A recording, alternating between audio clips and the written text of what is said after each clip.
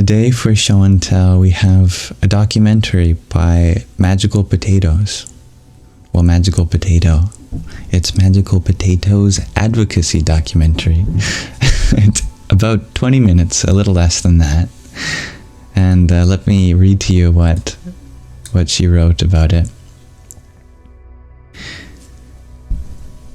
This is actually, their name is Indigo, but they jokingly said that they wanted to go by Magical Potato, and I didn't take it as a joke, so that's what I put the text there for, or as.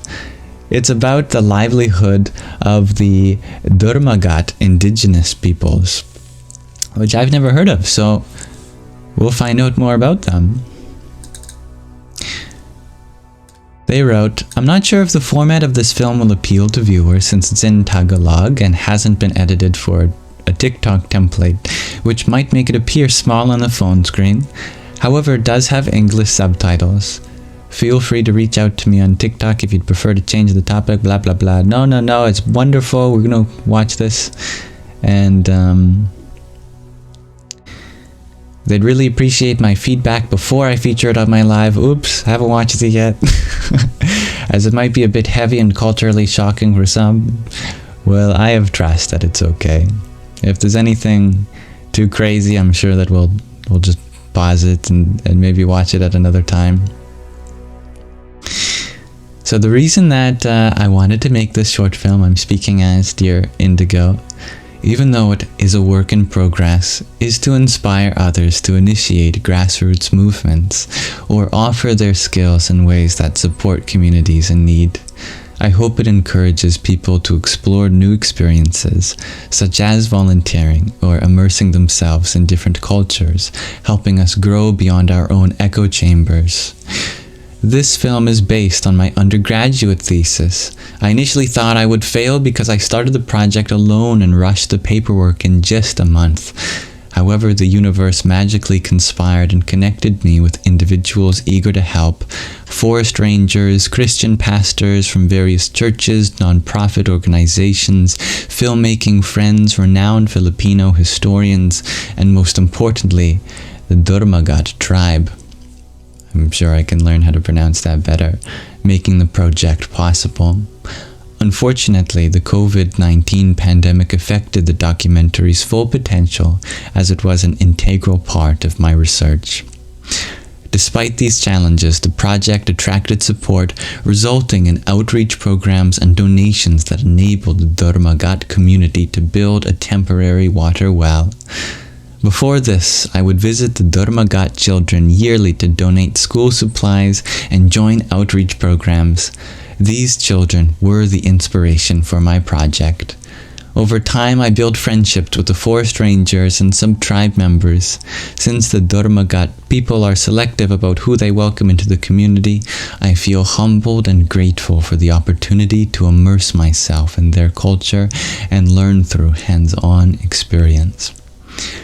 This experience perfectly illustrates the saying, "Success is a journey, not a destination."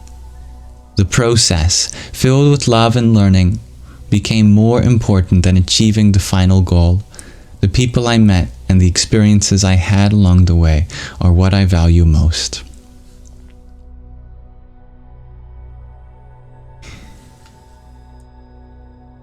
What a wonderful introduction.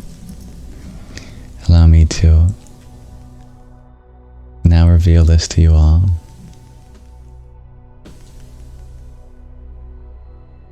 Ooh, how exciting! A documentary. Wow, we've got some really talented Sangees. Alright, I'm going to minimize the background music too, so that we have our full audible attention on this wonderful advocacy documentary.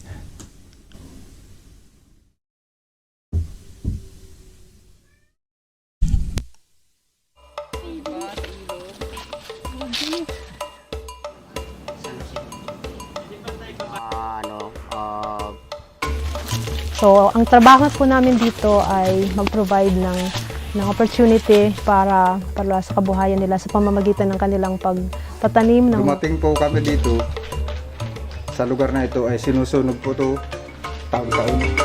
Sa kanila ang lupang ninuno. At sino ang nakikinabang?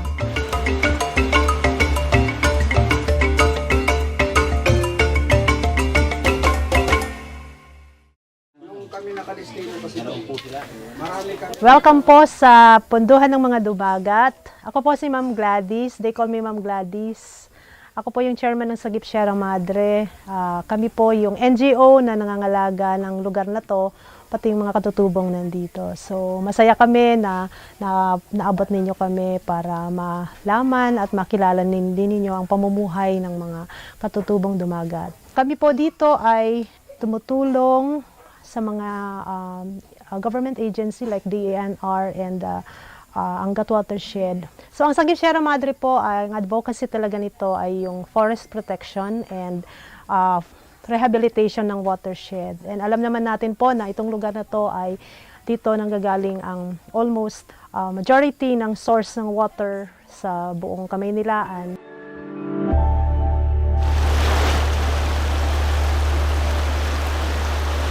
Mga po pala si Jericho Tevez, isang katutubong dumagat dito sa Balsagaray, Bulacan. Bali po kasi kami mga katutubong dumagat. Ang aming hanap buhay rito sa Bulacan, sa Angat Dam, ay pangkaraniwan na po yung paninisid kasi katulad po namin na mga pinag-aralan, hindi kami nakakapaghanap buhay sa katulad sa bayan.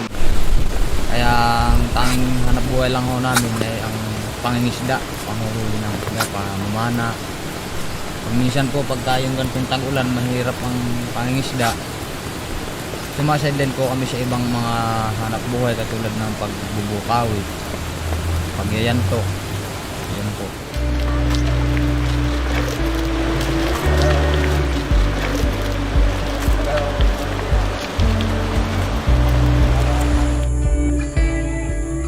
Paborito po pong ginagawa ay pangingisda. Naninisid po kami. Kami pong dalawante. Pwede po nagtatalo na po kami sa isang panay. Po si Remark, 13 years old. Kadi. On po si Alex. Isang Hapa po 10 years old. Ako po ay tila po. 4 na po ako eh. Anong gusto mong maging? Anong pangarap mo? Abogado po. Para po makatulong po ako. Pag ako po ay naging abogado, ay di tutulong ko po sa mahirap. Doktor po. Para po ako makatulong sa mga sakit po dito sa bunduhan. Sundalo po. Para po may kalaban ay babarling ko po. Tangan. Okay Protektahan nun. Protektahan. Pag may mga kabataan na tinatanong ko dito, sabi niya, ano bang gusto mong maging? Walang pinag-iba doon sa ibang mga estudyante ko na minsan nagsasabi sila na gusto nilang maging pulis. At karamihan kasi sa mga tatay dito, ang trabaho nila ay yung forest ranger, yung bantay gubat. Kasi yun lang naman yung nakikita nila sa kanilang mga magulang. No? So, sa mga nanay, sabihin nila, yung nanay ko po ay andun po, nangingisda, nandun sa ilog.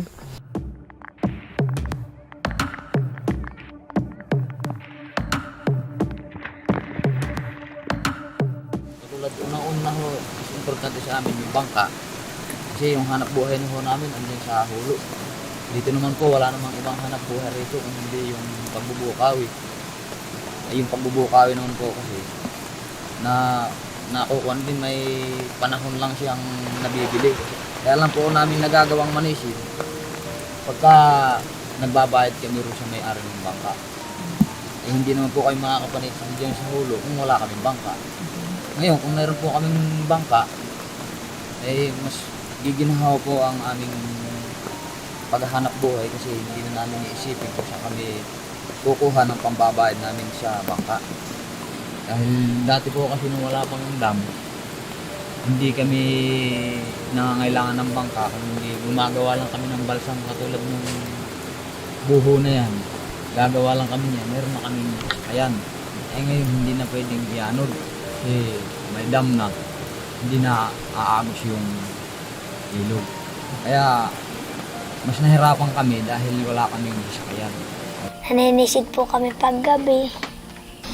May pagbinta at aming pinapambili ng bigas at panggatas ng kapatid namin. Mahirap po kami sa pagkain. At kung hindi po tatrabaho ng magtataga ay di po kakain. Kaya lang po kami ng amo-ano ay namimigay rin po sila ng bigas sa amin.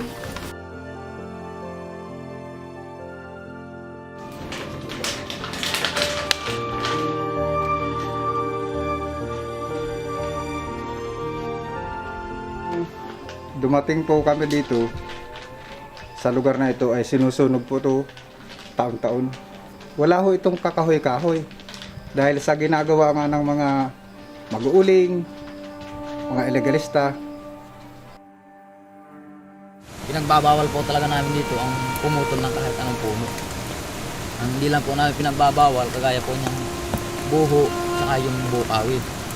Kasi yan naman po, kahit po yun ay putulin, wag lang bubunutin, ay tumutubo, mas higit pa yung tutubo kaysa sa pinutol. Hindi po kagaya ng kahoy na pag pinutol mo ang kahoy ay mamamatay na yun. Yun na po ang pag-uumpisa ng pagbaha, pagbuho ng lupa kasi mawawalan na ng tibay yung lupa kasi wala ng puno. Ito yung forest ranger ng Sagip. Tapos ito naman po yung Bantay Gubat.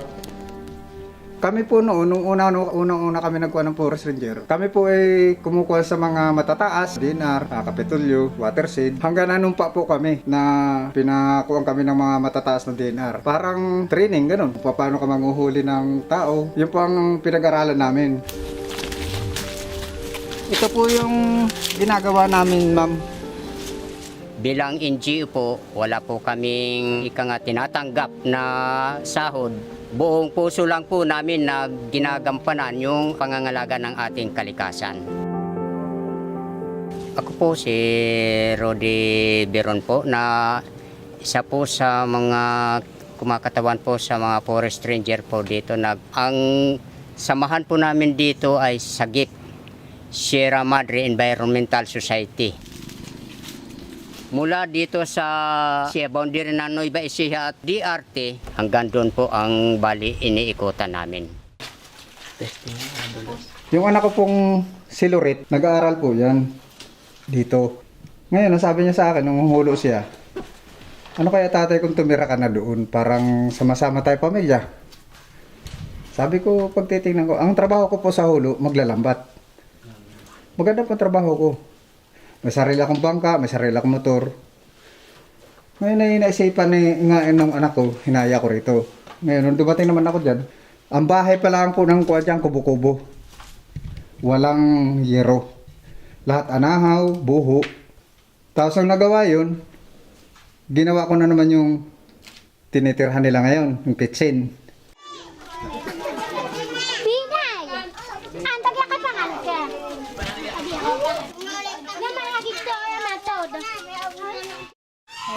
Paano kayo nagkakilala ni Larry? Nung magkakilala po kami ni Larry, pagdating ko pong galing sa Cavite sa pangatulong ko. Pero wala po akong pinagsisisihan, ma'am, kasi... Hindi ka nagsisisihan si Larry na Hindi po, kasi proud po ako na si Larry yung napangasawa ko, mabait siya, masipag. Dito na po nagtrabaho si Larry, nagsisidling po kami, ninalagay ni Larry sa supot, nagtatabas po sila. Tapos yung seedling po namin binibili po nung mga bisita na dinadala po dito ni ma'am. Binabayaran po sa amin ng 10 po yung yung seedling, tapos yung tabas po ay 5 pesos. Bali 15 po ang Yun po yung pinagkakakitaan po namin dito sa punduhan. Tapos kami pong mga kababaihan, pag sinabi po ni ma'am na sa Sabado ay may bisita tayo, kailangan kumuha kayo ng mga kalakal nyo sa hulo. Pumapahulo po kami, kumukuha po kami ng panggasolina namin kay ma'am. Tapos nangunguha po kami ng ng pako, ng gabi. Tapos pagka nabayaran na po ni ma'am, inaalis po ni ma'am yung pinambili po namin ng gasolina. Iyon po yung ginagawa namin para makatulong po kami dun sa mga asawa po namin. Dadaan po kayo dyan. Ang po.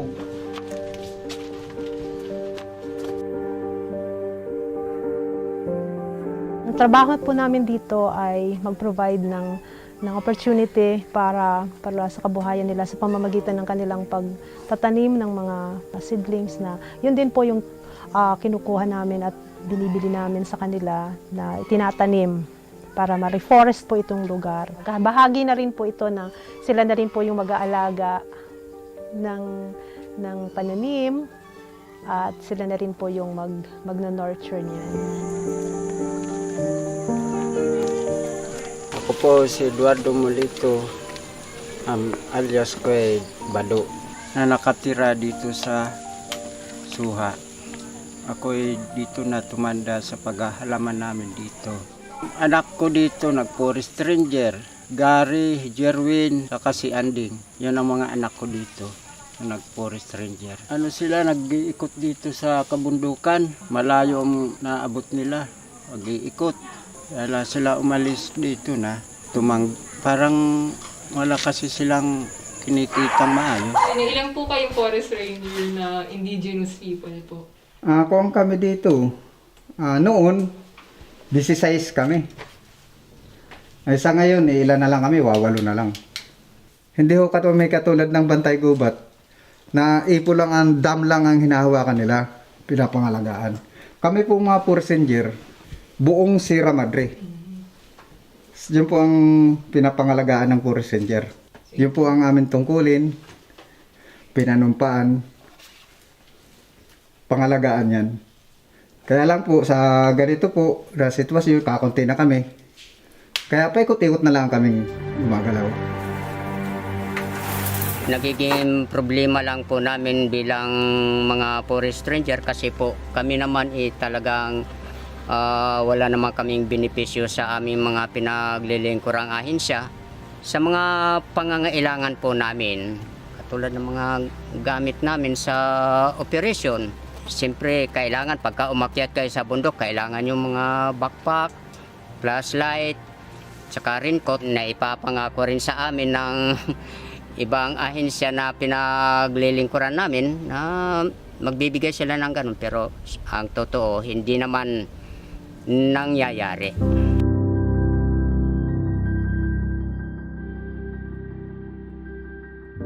Mayroong din kasing sinasabi na kailangan din talaga nilang maano kasi unang-una lalo sa political yung pagboboto na napakalaking papel nito pagdating sa resources ng government. And may mga representations kasi. So paano ba nila na ginagawa 'yon? And because of the influence at minsan yung talagang advocacy, yung talagang issue about them ay hindi naman talaga naisusulong sa kanilang ang lupang ninuno. They have all these resources supposed to be, but sino ang nakikinabang? So, sinong nakikinabang? At of course, mayroon mga representations na gumagawa ng policies about this, pero kanino bang pabor? So, sino bang mga ehensya na dapat ay tumutukoy at gumaagapay sa kanila? Basic na lang sa services, health services. Dito po, karamihan dito talaga, ang sakit dito lagi, lalo pag tag-ulan na ganito, sakit nila sa tiyan kasi ironically, we have the source of water. Pero wala talagang malinis na tubig dito. Ironically, itong lugar na kung saan yung energy ay nandito, pero wala kaming tubig at ilaw dito. Kumisan nga, mapakarumi na yung aming iniinom eh. Ang iba yung ginagawa namin, nagagawa kami ng basahan, sinasala namin. Yung pakahirap dyan yung yan. Yung kuryente naman po tayo, no? Madilim po.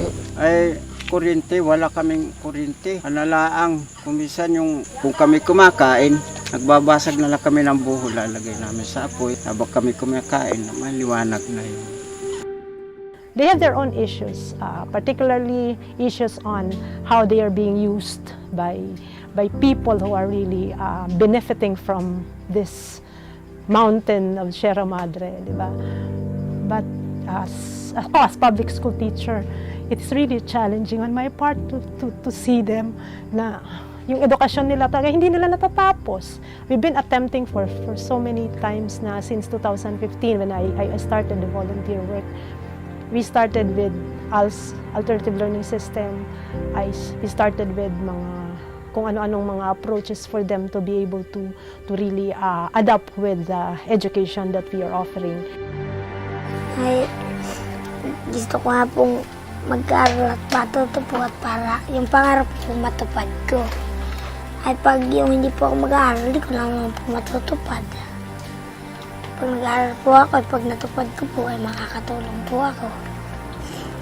Nandyan na yung issue on gustong mag-aral pero walang mga records. Gustong mag-aral pero walang teacher. So we are very blessed that we have this partner with Metro Manila College. So the Metro Manila College is the one providing with the tuition fee. So free yun. Payo ko po rin sa mga kabataan na mga dumagat, katulong dumagat.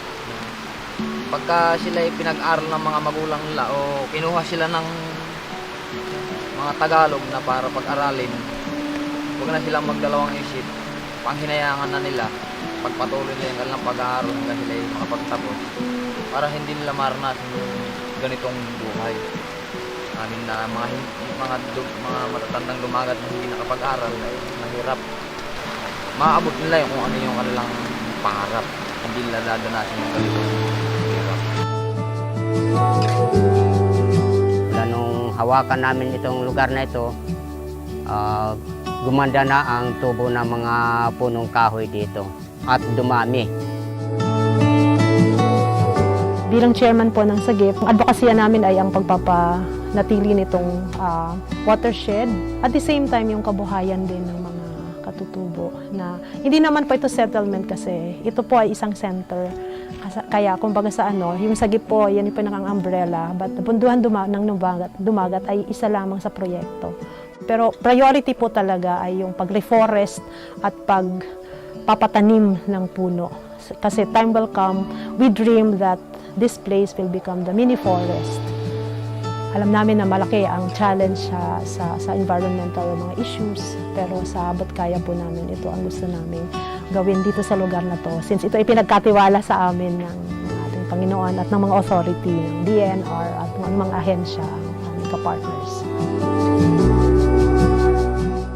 Kaya nagpapasalamat nga rin po kami. Unang-una na po rin siya nagbuo ng punduhan, na nagkaroon ng punduhan para kami ay matulungan. Yun, hindi gumanda ang aming pamumuhay, hindi dumaan. Hindi kami masyadong nahihirapan. Hindi katulad dati na talagang hirap na hirap kami.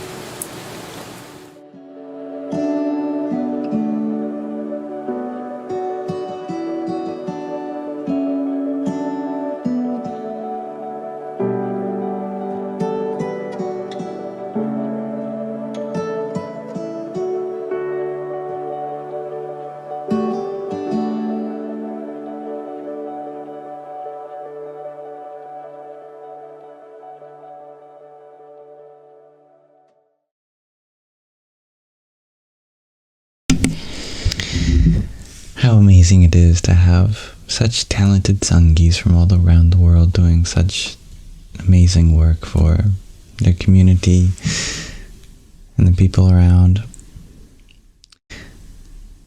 Well, I really liked that. I think that was so professionally made, you know? You would never have known that it was just made by practically one individual, although I'm sure there was lots of support as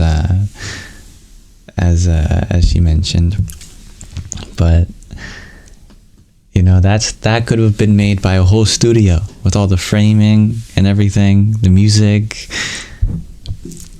Lovely. So interesting to learn about these people. I think I said Dhurmagat, but in the subtitles it didn't look like there was an R.